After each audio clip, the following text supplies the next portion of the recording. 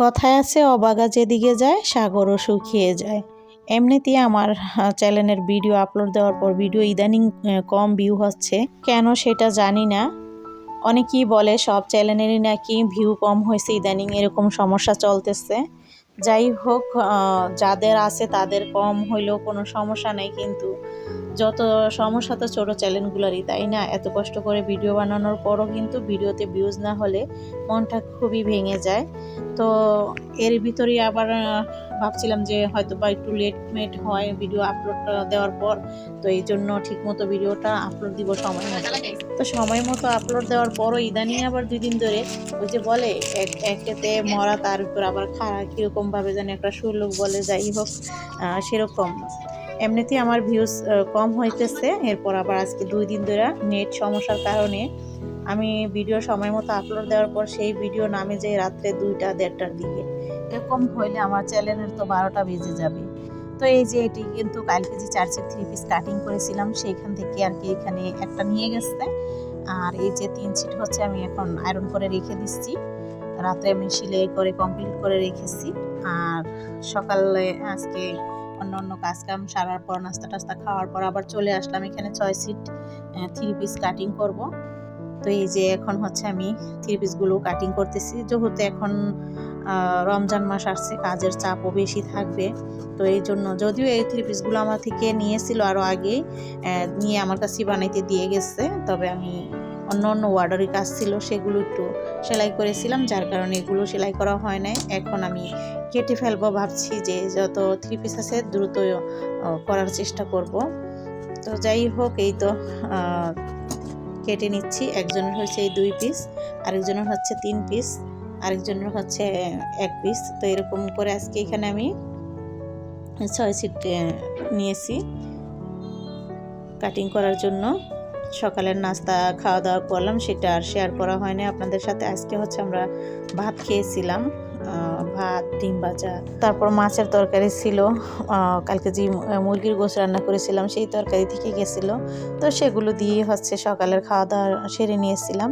তো এই যে 6 সেট 3 পিস আমি কাটিং করলাম। এরপর হচ্ছে 1 সেট 3 পিস সেলাই করে আমি সবসময় যাই রান্না বান্না করার জন্য। তো এই তো সেলাই করলাম, আমি 1 সেট 3 পিস সেলাই করলাম। এখন এই সালোয়ারটা কমপ্লিট করেই চলে যাব রান্নাঘরে। তো আপনারা সবাই আমার জন্য দোয়া করবেন যেন আমার চ্যানেলটা সামনের দিকে ভালো মতো এগিয়ে যেতে পারে। অনেক কষ্ট করে কিন্তু ভিডিও বানাই। যারা ভিডিওটা দেখতেছেন শেষ পর্যন্ত ভিডিওটা দেখবেন ইনশাল্লাহ। শেষ পর্যন্ত ভিডিও দেখলে আপনাদের কাছে ভালো লাগবে। তো আজকে তেমন কিছু রান্না করব না, আজকে হাঁসের ডিম রান্না করব, তাও আবার ভেজে রান্না করব, কারণ সিদ্ধ করা ডিমটা খেতে ভালো লাগে না। তাই ভেজে রান্না করলে আমাদের বাসায় সবাই পছন্দ করে। তো এই জন্য আমি ডিমগুলোকে এক এক করে ভেঙে নিচ্ছি, তারপর হচ্ছে ভেজে রান্নাটা করব।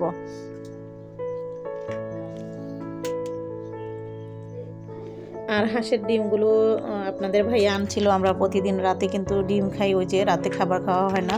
তো এখন তো আর সেইটা হবে না, শুধু শুধু রেখে দিলে ডিম নষ্ট হয়ে যাবে।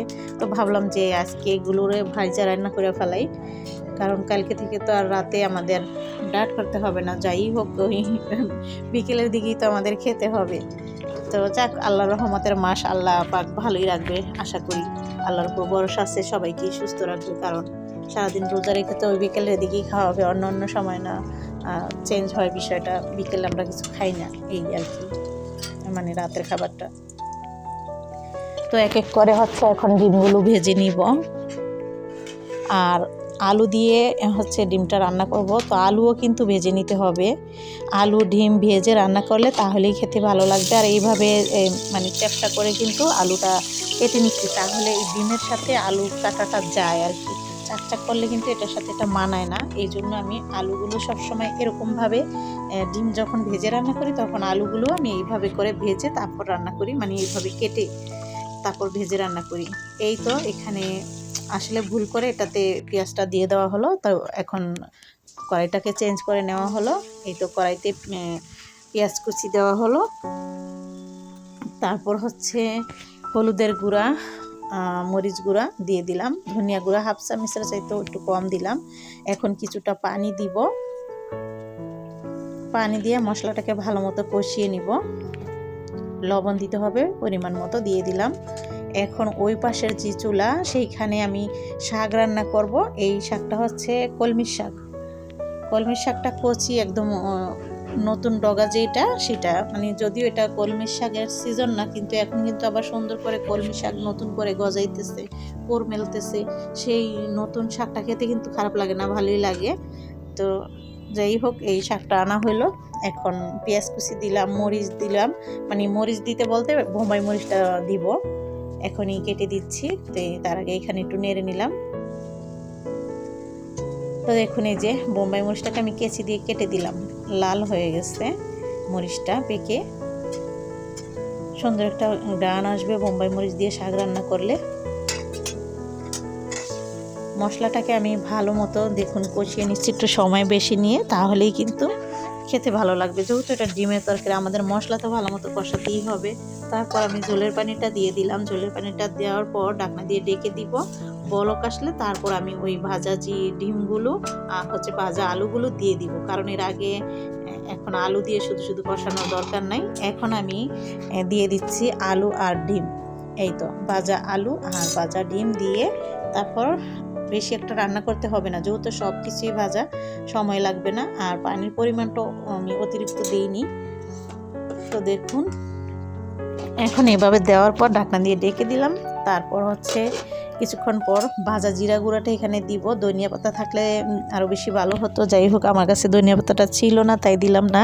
এখন ভাজা জিরা গুঁড়াটা দিয়ে হচ্ছে উল্টিয়ে দিব, এইভাবে করে ধরে উল্টিয়ে দিলাম। তারপর হচ্ছে একটু ঢাকনা দিয়ে ডেকে আর একটু রান্না করব, তারপরেই নামিয়ে নেব। বেশিক্ষণ রান্না করতে হবে না, তাহলে আবার ঝোলটা শুকিয়ে যাবে। তারপর দেখুন এই তো নামিয়ে নিলাম। এখন হয়ে গেছে, আমি বেড়ে নিব এটা। আর ওই পাশে হচ্ছে আমি শাকটাকে বাগার দিব। শাকটা বাগার দেওয়ার জন্য তেল দিয়ে দিয়েছি, সরিষার তেল। তারপর হচ্ছে দিয়ে দিব রসুন থেতু করা, তারপর দিয়ে দিব পেঁয়াজ কুচি। এই তো পেঁয়াজ কুচি দিলাম আর রসুন দিব। এখন এটাকে ব্রাউন কালার করে ভেজে নিয়ে তারপর হচ্ছে বাগারটা দিয়ে দিচ্ছি। আর বাটটাও সেক দিয়ে নিয়েছি, বাটটা আগেই রান্না করে ফেলেছি।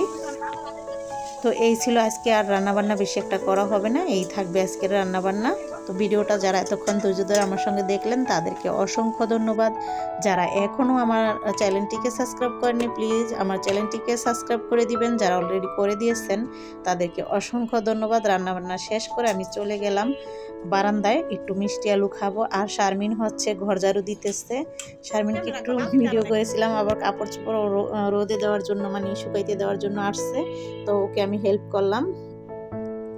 তারপর হচ্ছে এই যে খাওয়া দাওয়া শেষ করলাম। এটা হচ্ছে আছরের সময়, যেহেতু আমার ভিডিও দেরি করে নামতেছে, তাই আজকে আগে আপলোড দেওয়ার চেষ্টা করব, জানি না কখন নামে। সবাই ভালো থাকবেন, সুস্থ থাকবেন। ভিডিওটি ভালো লাগলে লাইক করে কমেন্ট করে জানিয়ে যাবেন। আল্লাহ হাফেজ।